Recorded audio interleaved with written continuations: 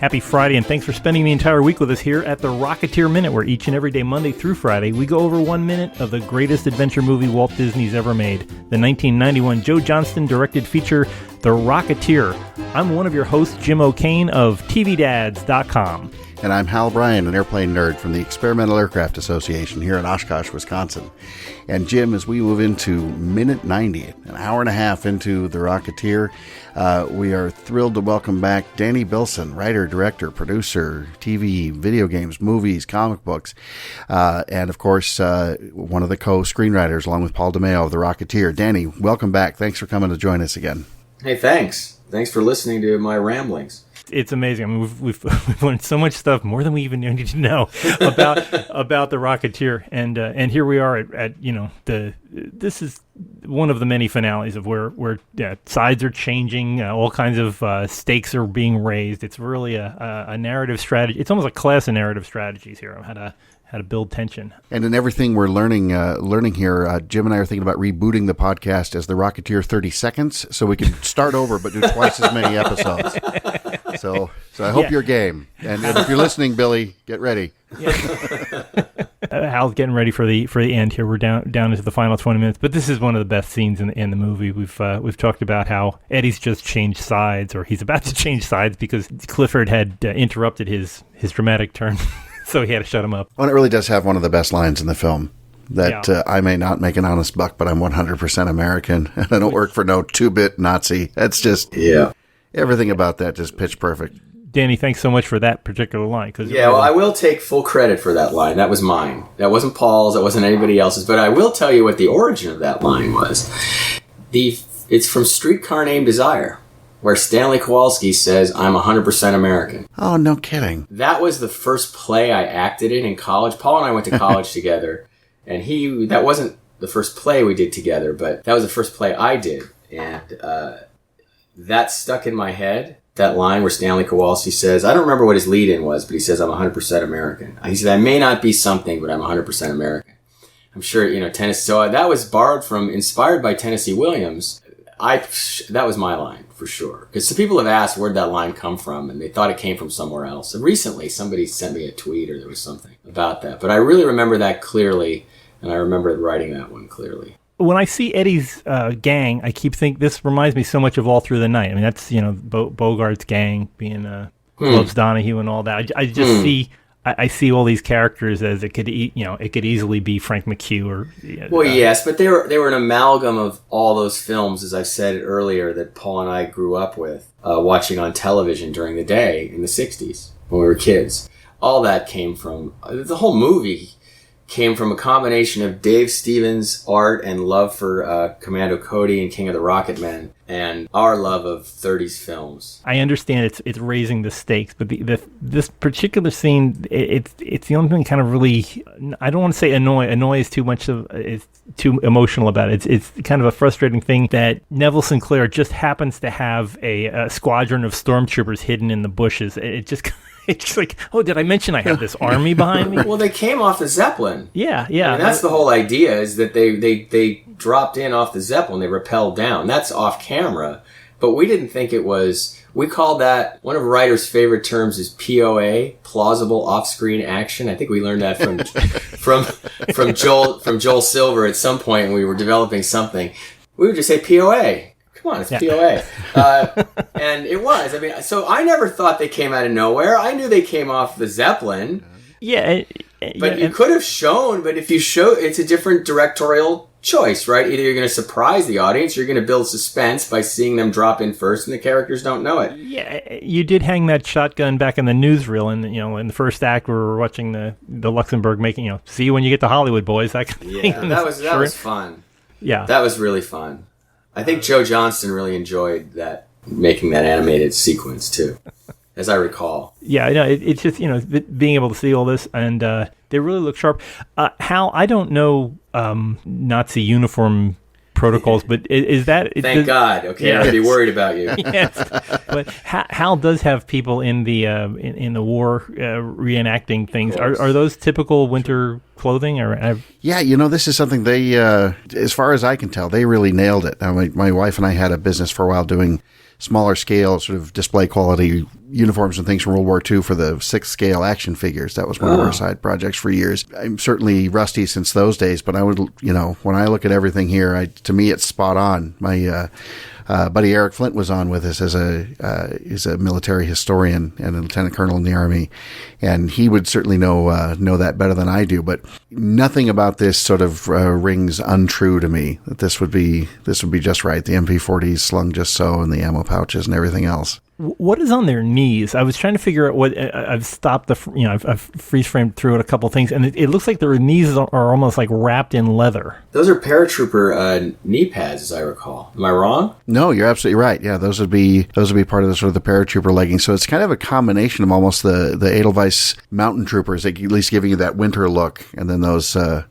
then the paratrooper leathers, and you can see above them, just sort of below the waist, the upper thighs, they all have the harnesses on. If you could look at it and maybe think paratrooper, but in this case, as we know, momentarily we're thinking Zeppelin as they had rappelled down. Now, has anyone talked to you guys about the tragedy that happened up there and the injury to the stunt person? No. You guys aren't aware of that? No. I don't recall that one coming up, no. Well, when the sequence when Cliff is on the ground, and I think the rocket pack's going off, and he's dragged sort of across the grass, and I haven't screened the film in a while, so I can't remember exactly, but it was a gag with a pulley, and I believe that the stunt person, the pulley didn't release in time, and he smashed his head into a tree, and it was Wow. a very, very severe injury. Very gosh. severe injury. And those kind of things, when they happen in filmmaking, we don't make films. Films are for fun. And when people get hurt and stunt people get hurt, it's a real tragedy, because it's sort of the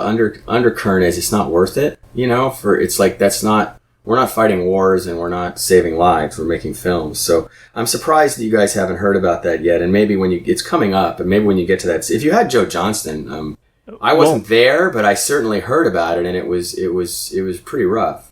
Well, we're having Billy on later next week, so we will be talking that actual scene where he drops and then flies across the lawn there is coming up in about 3 minutes. So next week he was there, he knows, and maybe he'll bring it up. But you can certainly ask him about it. You can see my whole tone drops when I talk about that in reverence, because people shouldn't.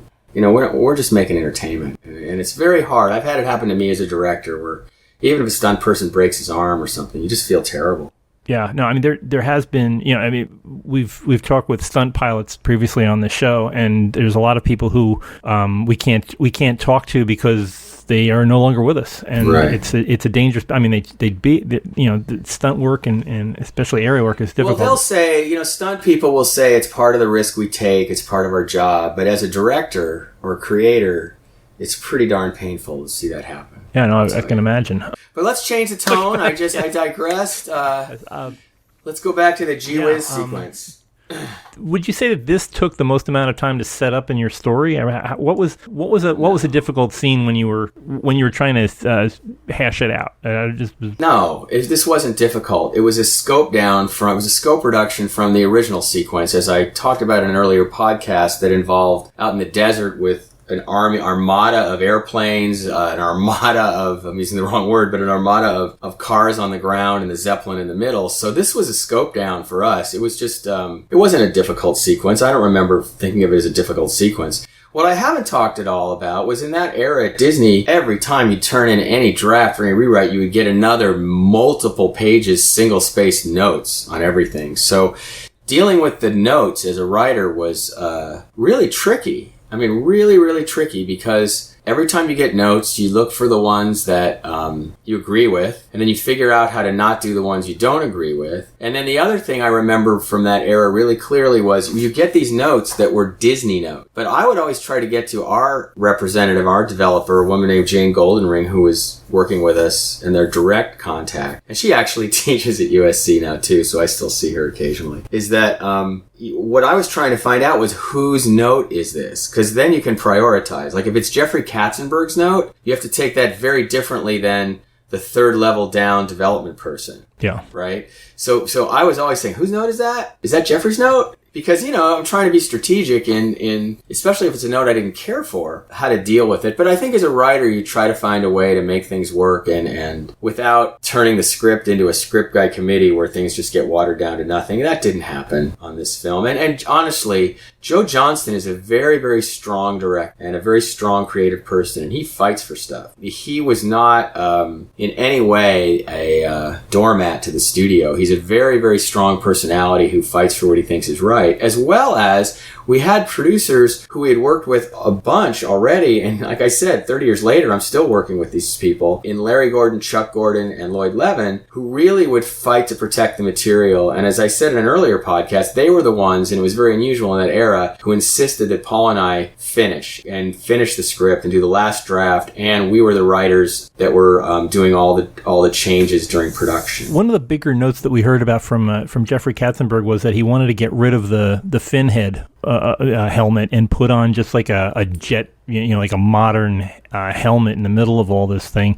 Did that note get as far as you, or did Joe get to stop that one? No, well, that stuff was going on with. Remember, Joe was really smart about involving Dave Stevens in this. Dave Stevens was actually part of the art department on this film, so Dave was there, and you probably heard the story of how they would build it and prove it. Yeah. Right. He would build a helmet and show that it could work. I will tell you an anecdote. The exact same thing happened with our Flash TV show at the same time. The network wanted a tracksuit with tennis shoes with LEDs in it.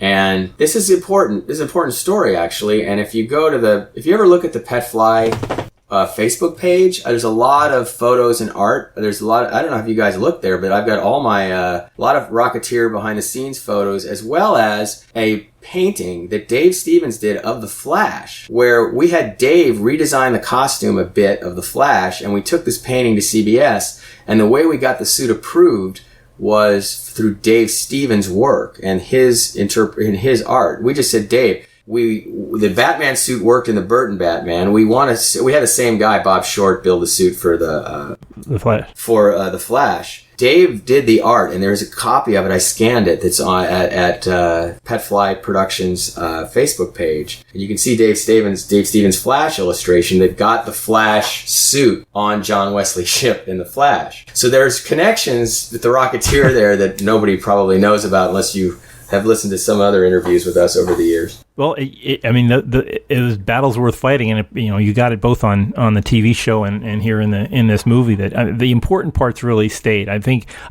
Although I know there's some things in here that you missed that you wish may have been in the film. Every writer does, right? Let's be fair. Every writer's got a gripe, because unless you're directing it, and as I said in another podcast, our mentor was John Milius, and he told us that the reason he started directing was to quote unquote protect the material.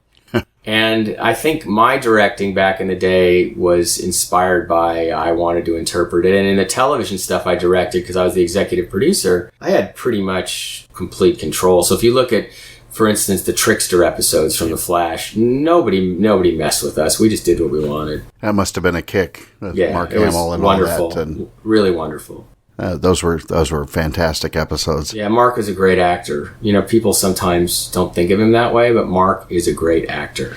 Well, it's funny, too, because I think it took his voice work for a lot of people to really eventually take him that much more seriously as an actor, and he's just spectacular at it. Well, and let's talk about that Joker was just the trickster that he created with us on The Flash. Yeah. And he's run that voice for years, and some of it, because of course I'm a video game person, the work he's done in the games, his voiceover work is just spectacular. If you look at Arkham Knight, his performance is just amazing. Oh, it's unbelievable. Or, well, it's the opposite. It's wholly believable, but it's wholly believable, yeah. Right, Hal? You're exactly right. Okay, meanwhile, I'll drag us back to the Rocketeer because I'm Mr. Defocusing. It's fine. Yeah, you're among friends there.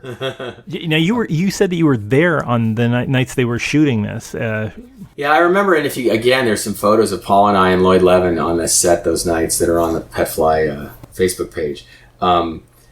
Yeah, I remember being up there. We were able to get up there at night because, we were sneaking off to the set when we could. But again, we were deep in production on the Flash. I definitely remember being up at Griffith's Observatory, and absolutely the setting and the choice of the observatory was ours. My grandfather used to take me up there as a little kid because I grew up in L.A., and it was one of our places we would go. So when it came to that location, we chose that location, Paul and I did. Danny, you mentioned your grandfather, and I did want to touch a little bit on your family. We talked about it sort of offline between episodes, but could you tell us again a little bit about what your grandfather did, and then we'll talk about your dad and your daughter. Yeah, well, my grandfather worked for Jack Warner, and he was brought out in 1932 from First National Pictures in New York, where he was a publicity guy, to run the trailer department at Warner Brothers in the 30s. And in those days, he would make short films. They wouldn't just cut the trailers from the film. They would make short supporting films. And ones I remember are Day in the Life of a Chorus Girl was a short film they would show in theaters to promote Gold Diggers of 1935. Or there's one where they're on the set of Midsummer Night's Dream, the Warner Brothers one with Cagney and all the stars, that I actually have like some 8mm copy of I bought years ago. I need to get transferred. So my grandfather worked at Warner's through 39, and then he was at RKO where he made short comedies, produced short comedies, Leon Errol and Edgar Kennedy shorts, which actually my writing partner Paul used to see on TV in Buffalo from some Toronto station that used to run those when he was a kid.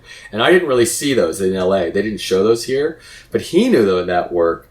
And then my grandfather's last show was, I believe it was a year-long television show in the early 50s of Captain Midnight.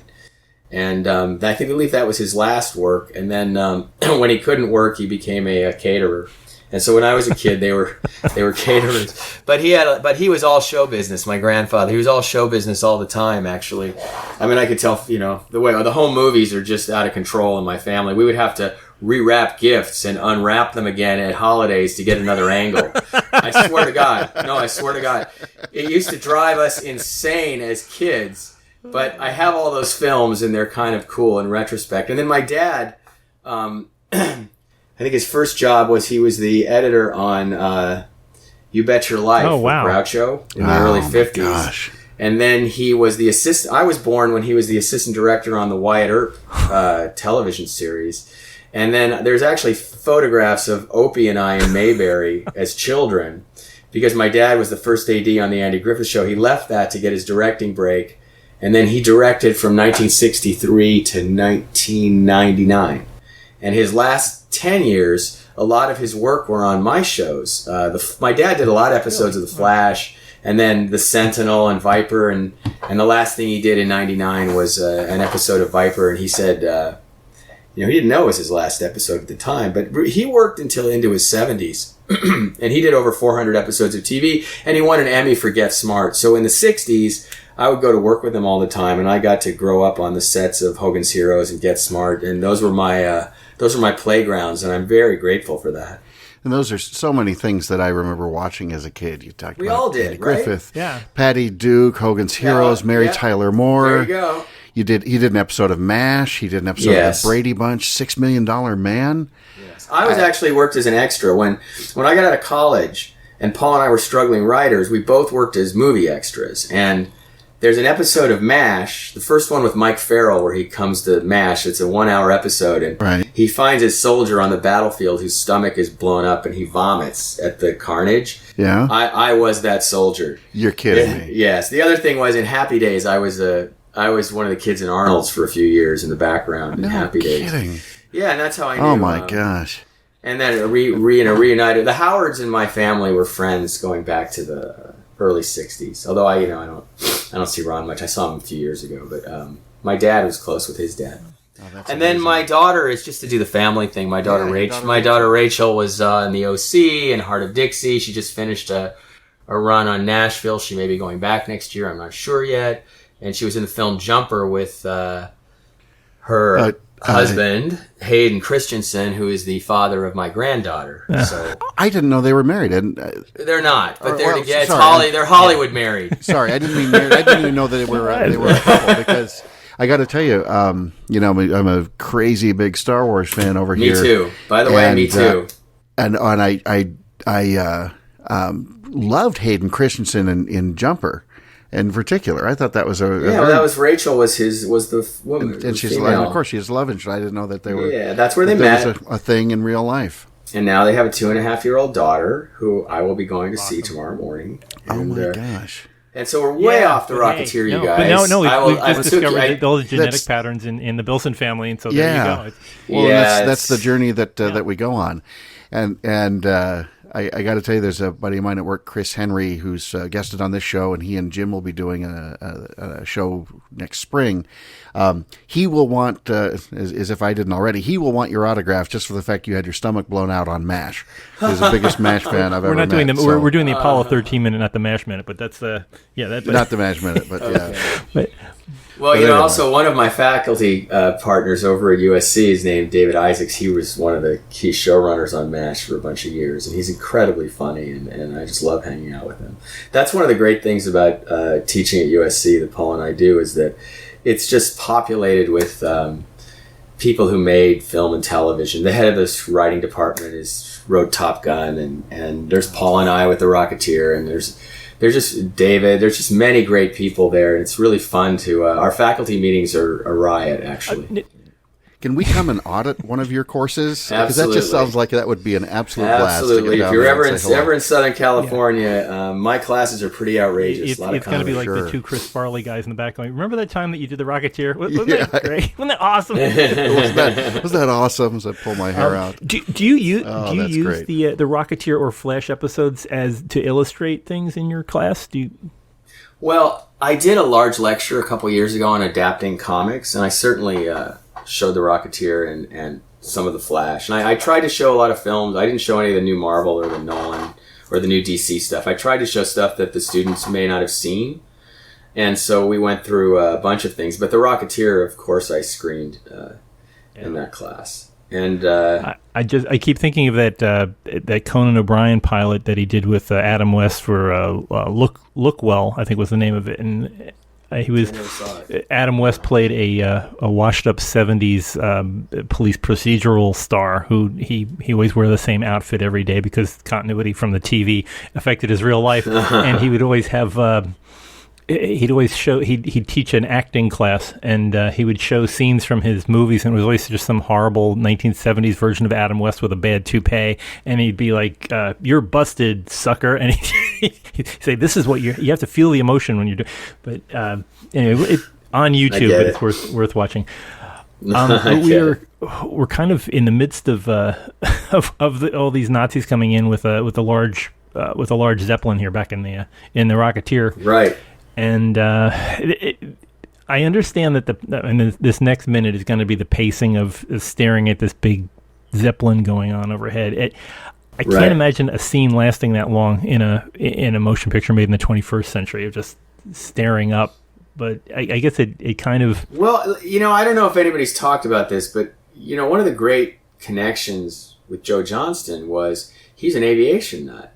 And he was flying ultralights of his own back in the day when we were doing it. I mean, I really felt like when we met Joe, he was like sort of Dave and Mike Kaluta, and his access to the Rocketeer was about the aircraft. So I have a feeling that the staring in awe of the Zeppelin had a lot to do with Joe staring in awe at the Hindenburg. I think, if you, and of course the autogyro came out of, I really think it originated maybe with Kaluta or Dave, but getting it in the movie was a big thrill for everybody who loved the aviation stuff. Oh yeah, it was terribly exciting, and just so many. Hal was doing cartwheels at the beginning when we were looking at the air show with Miss Los Angeles and all the other craft that were there. Yeah, I wasn't able. Paul and I were too busy. As I said, we didn't go up to Santa Maria for the airfield sequences. I wish we could have, but again, we were too busy with the Flash. But there's a lot of things about the films that are pre-CG that are pretty awesome.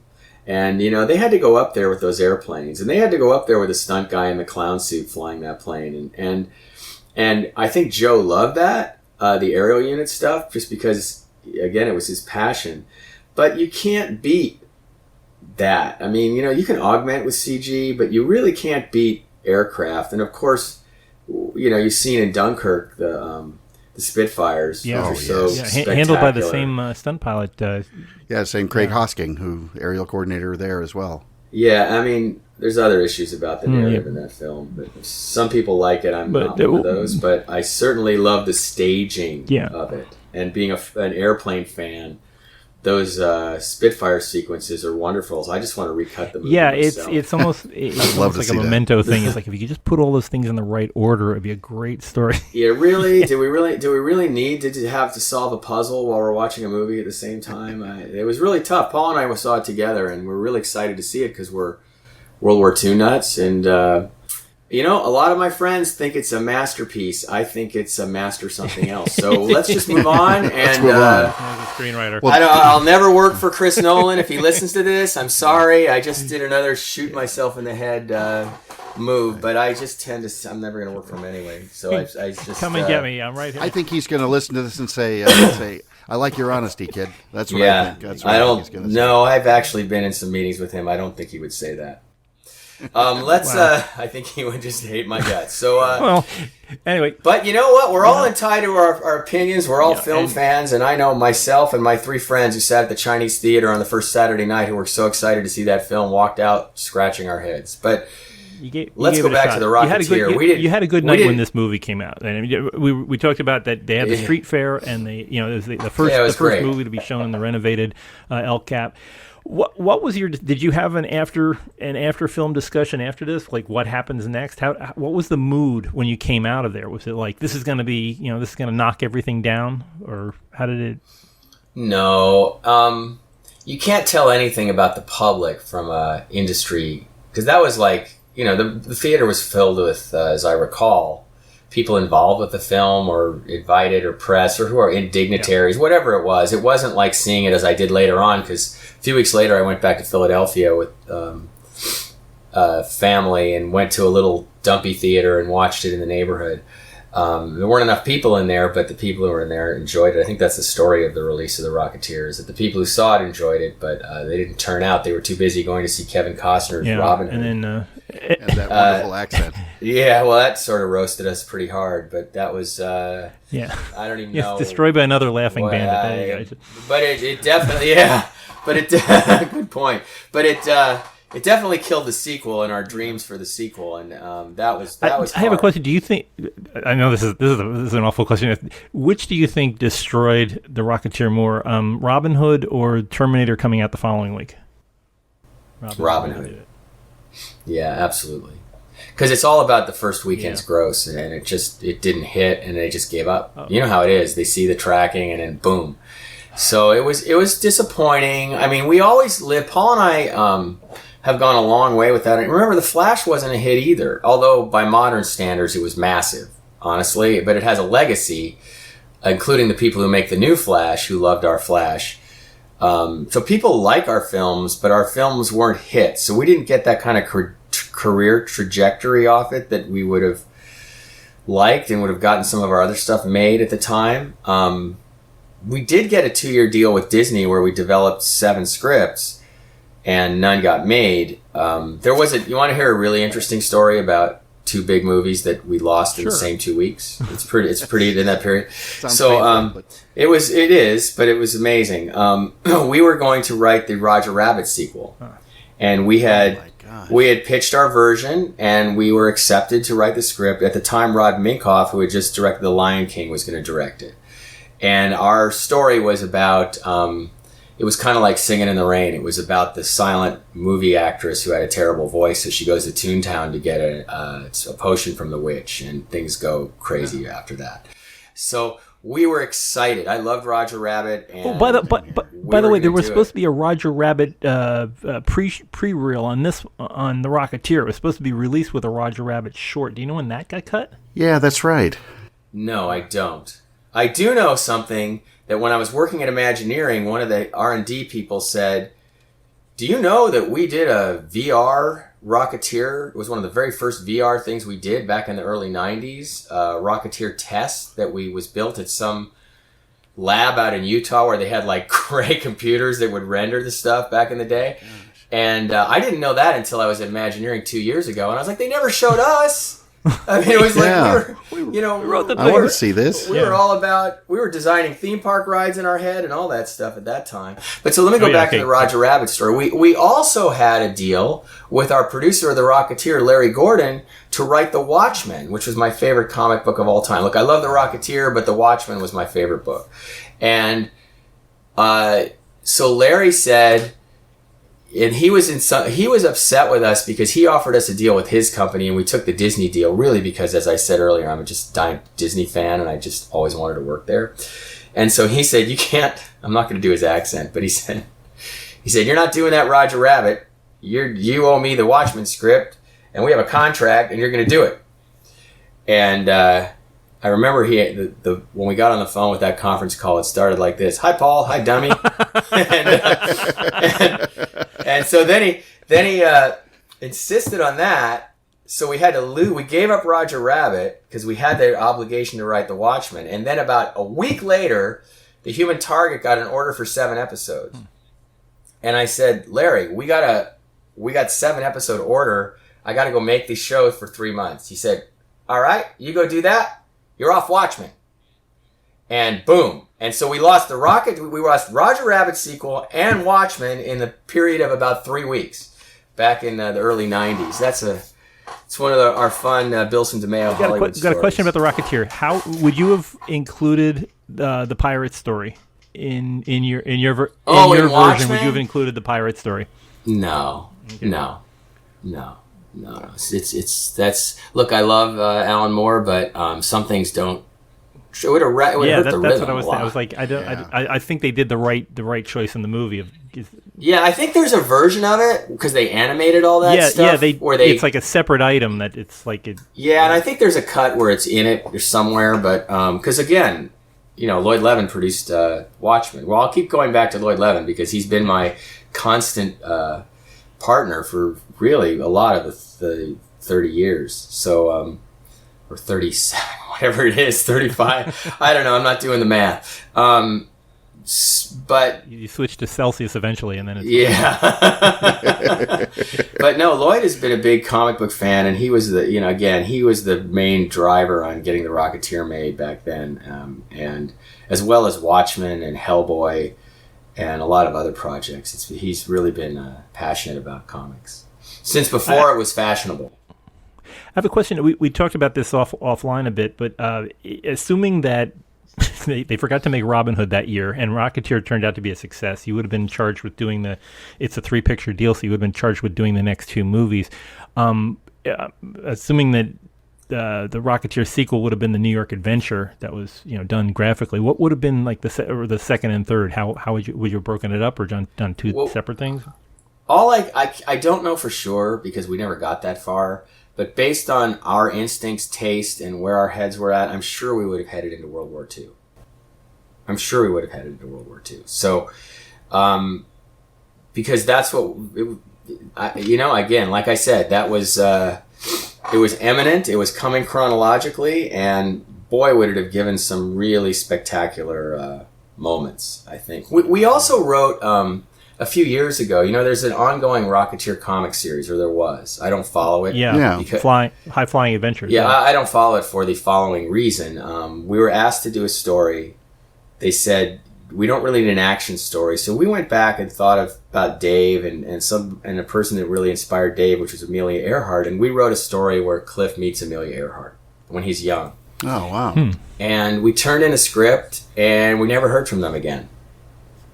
Over at the publisher of that comic IDW. Yeah. And it's an unsolved mystery to Paul and I. What happened? We turned in the script and we never heard from the guy again. So and they published a lot of them and a lot of writers and a lot of people. And our point, hey, if it's too soft for you, tell me. We'll write something else. I mean, we'll change it. But he said no, we wanted something. So it was a very intimate kind of an emotional story of Cliff meeting Amelia Earhart, and it was a bit of a tribute to Dave, and I'm telling you right now, I don't know what happened. I really don't. Nobody called us and said, hey, no thanks. Not even that. It just evaporated. Yeah. We got paid nothing, whatever you get paid for comics, but, that was it. Yeah, no, sad. I mean, there's so much sadness surrounding the Rocketeer. It's just of what might have been. Yeah, for a movie that's so well loved and just engenders nothing but sort of joy and fun and wide-eyed adventure. Yeah, there's a lot of struggle around it. Do you think there would have been an Iron Man and a Captain America movie if the three pictures had gone through, because that's the way I see it. I would have seen Iron Man in World War II. Well, Joe directed the first Captain movie. Of course. Yeah, I think, and that was a perfect choice. Yeah. Yes, I think they would have been, because it's all branded content from Marvel, and we know that Iron Man wasn't as big in the comics as he is in the movies. We actually wrote an Iron Man treatment back in, let me see if I can get this right, around the same time, right? Maybe it was either before The Rock. I think it was in the same era where we wrote The Rocketeer, because we were working at Empire doing these little movies, and Stuart Gordon, who had done Reanimator, got a deal to develop Iron Man at Universal, and he hired us as the writers. So Paul and I wrote a treatment for Universal, an Iron Man treatment back in the 80s. Actually, because we were the go-to comic book guys when nobody cared about comic book movies. So we did one. I don't remember it that well. I remember I thought it was good. It dealt with, Tony Stark the way it was in the books. But yeah, we touched that. But would there still be? Yes. I mean, they figured out how to make a machine out of that Marvel stuff. And every movie's pretty successful. More power to them. Well, we'll see what happens with... we know that Disney is somehow working on the Rocketeers as a late on sequel. I don't know. To me, it's like revisiting. It's like let's make another Titanic movie. I don't know if you can. I really don't think you can capture it again. I mean, if you could, that's great. If they can do a job with that, excellent. But I don't. I think this was lightning in a bottle. Yes, I think sort of. My thing is I really like authenticity, and if somebody said, hey, Danny and Paul, you're going to do a Rocketeer sequel and you can do what you want, I would find a way to get Billy Campbell in it, for sure. Yes. And maybe as many of the younger actors who are in it, and move the thing up X amount of years and dig out the rocket pack, and maybe there's a kid who flies again, but I would do it with Jennifer Connelly and Bill Campbell, and keep the same feeling, and move it as far forward as 1963. That would be 25 years from 1938. Yeah, I would probably just cheat and back it up into the 50s a bit. Okay. So we're not into the 60s.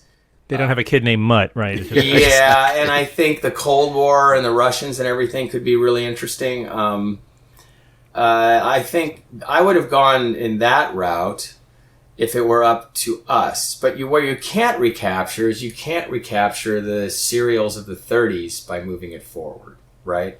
It's just sort of not the same. Or the Gee Whiz dialogue. It would have to change a little bit. But if we were writing it, it would be Daddy-O and cool and all that stuff. So the malt shop. And I'll also say that Dave Stevens had a project that what he wanted to do next, and whether he was going to do it in comics or wherever he was going to do it, it had to do with hot rods and strippers and the 1950s in Los Angeles. And that was like his next dream project. And we did a project with Howard Chaykin when we were at Disney called Hot Rods, which had nothing to do with that. It was more like Cars. The movie, it was very much like Cars because it took place out on Route 66 in the desert town.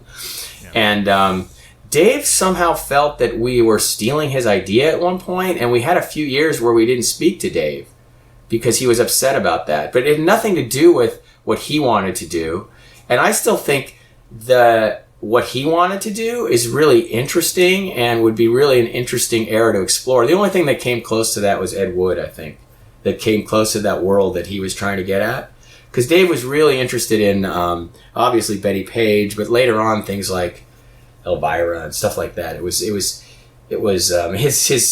briefly married to someone named Brink Stevens, who seemed to be kind of a horror movie femme fatale, as I recall. Yeah, I mean, it would be great to follow, there's all these different LA subcultures that were around in the 50s. Dave was really into that. He was really into that. And recently, last April, there was an art showing at a kind of a fan-type gallery in Burbank. And I went just for the heck of it, and it was awesome. It was tribute art from different artists who've done different Rocketeer things, including like a life-size head bust of Lothar, but there was a lot. I bought a couple of pieces. One was they had done a Rocketeer type cover done in the art style of sort of Jay Ward early 60s cartoons. So I bought that. I got one for Paul and I, and there was an Art Deco post. There was a lot of different art. It was really great. And it was, lithographs were for sale. And I was kind of walking around and looking at this. And when I handed the guy my credit card to buy the stuff, he says, "You're Danny Bilson?" And I was like, "Yeah." He said, "Well, you're getting a discount." And then, "Hey, it's Danny Bilson." And then people gathered around, and Dave Stevens' sister was there. And I got to talk with her for the first time. I mean, Dave used to talk about his sister, but I never met her because I think she lives in Central or Northern California. No, I think Central California. And it was tough. I mean, I get very emotional when I talk about Dave because he passed so young. And but it was great to talk with her and connect with her. And they were talking about having an art show of Dave's work there within the next year. And of course, I'll turn up for that. I mean, I hope that that over the course of these podcasts and all the people that you brought in to talk about the Rocketeer, that anybody who knows this is all Dave Stevens.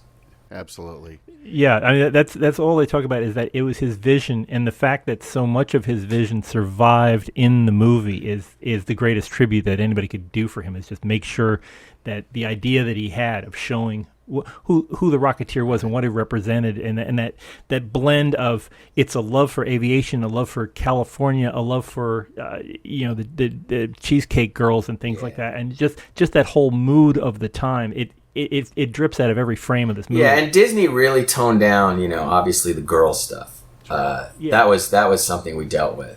And then, as I told you, Paul and I had a shared vision with Dave. So we were able to develop and bring that vision, join him in that vision, bring it to the screen. And Joe Johnston was exactly the same, because a lot of directors don't want creators anywhere near the stuff because they're reinterpreting it. And he embraced Dave, brought him into the art department, and it had a definite influence on the film.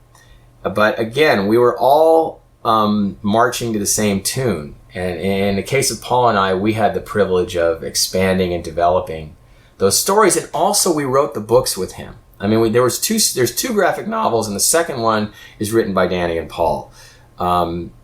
And that just sort of wove us in. We were really deep into this.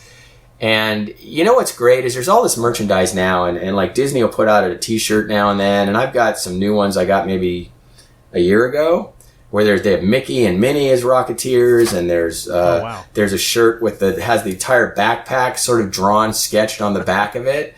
And, they tend to sell these things as limited editions, and if you're quick, you get it on the Disney Store and you buy them. And I actually buy all the Rocketeer stuff I can find, or people give it to me, because they're making more stuff now. Whenever I go to Disneyland, and I won't digress too much about my last trip there, but I always wear one of the shirts.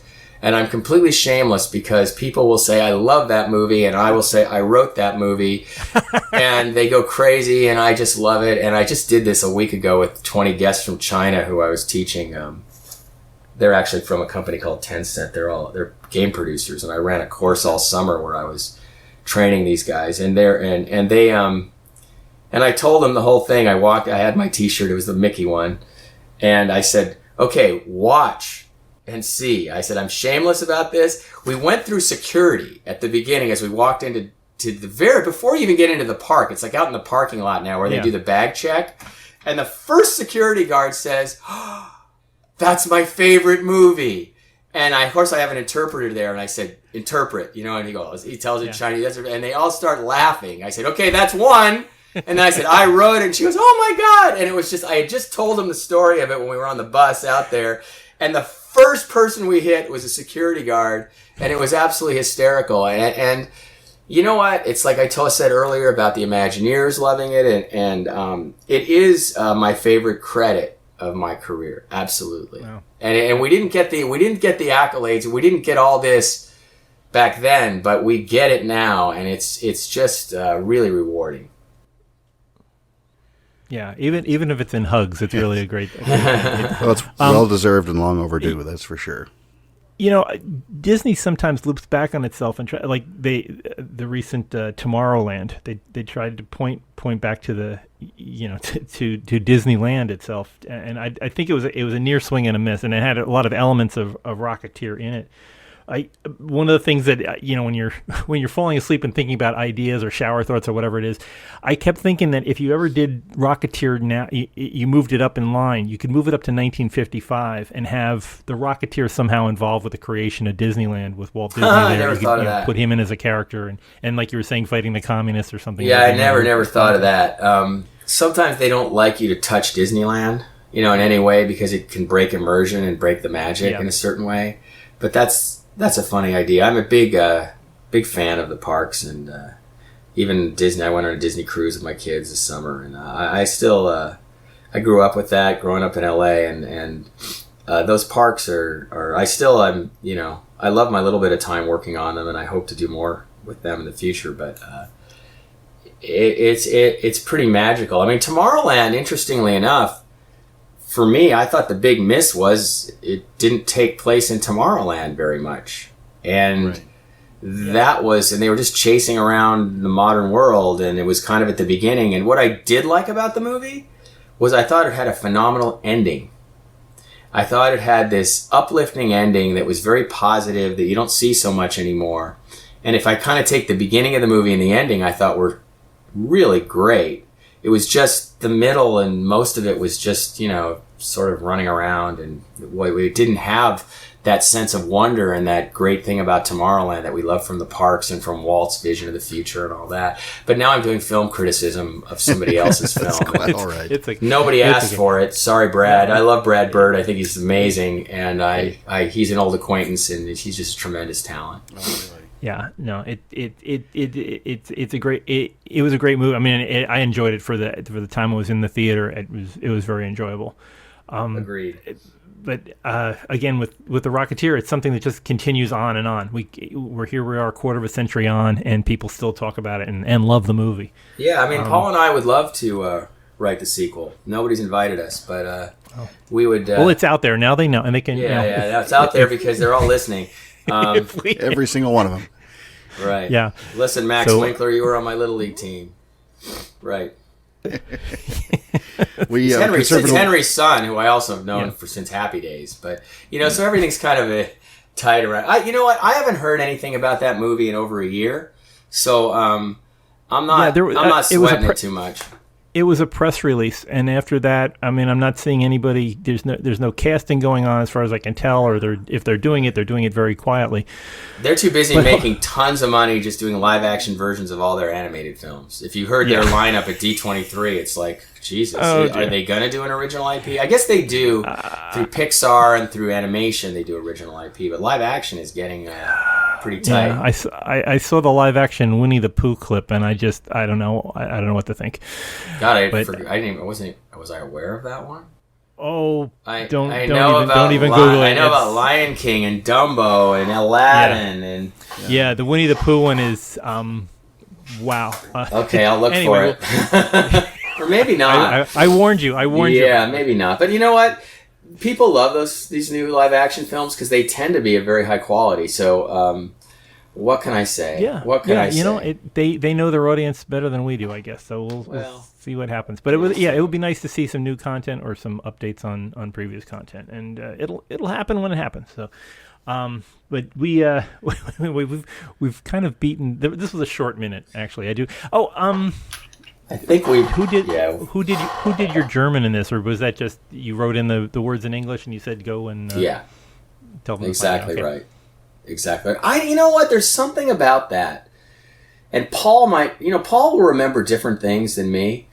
There's something about where he spoke German, and I think it might not have been in our script, and I think we might not have loved it when he did it. So I can't remember, but Paul, I think, would remember that. We'll have to get him on your podcast, and because he'll remember things that I didn't remember from that. It kind of works that way.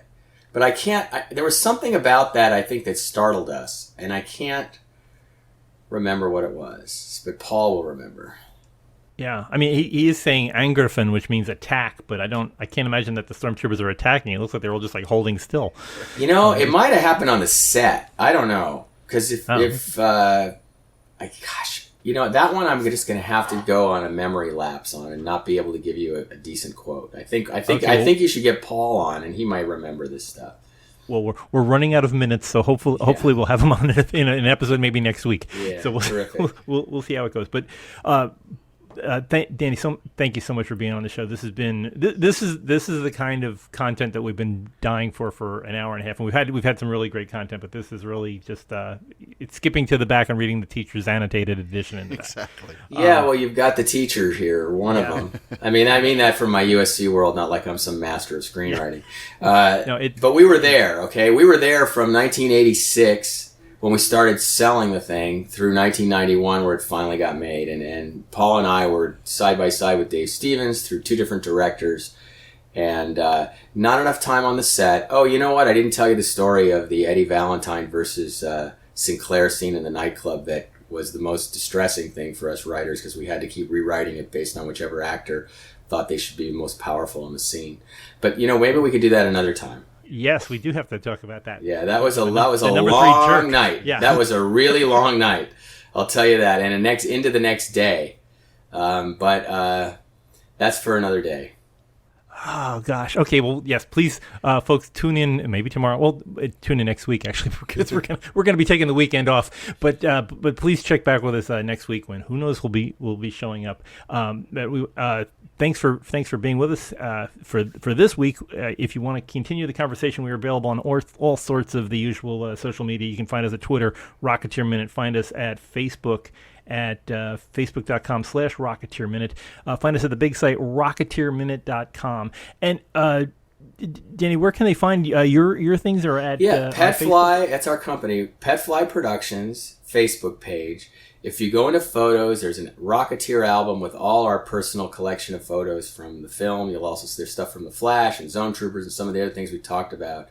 Lots of I scanned a lot of stuff and put it up there a couple years ago just for posterity. So a lot of the Rocketeer fans already know about it and have been there, but for those who haven't, this isn't for profit. It was just for pure sharing and for love of the film. And we just thought we should share all of our some of our collections up there, and all that. A lot of the merchandise that I could scan is up there from back in the day, the coloring books and all kinds of stuff that because we collected it.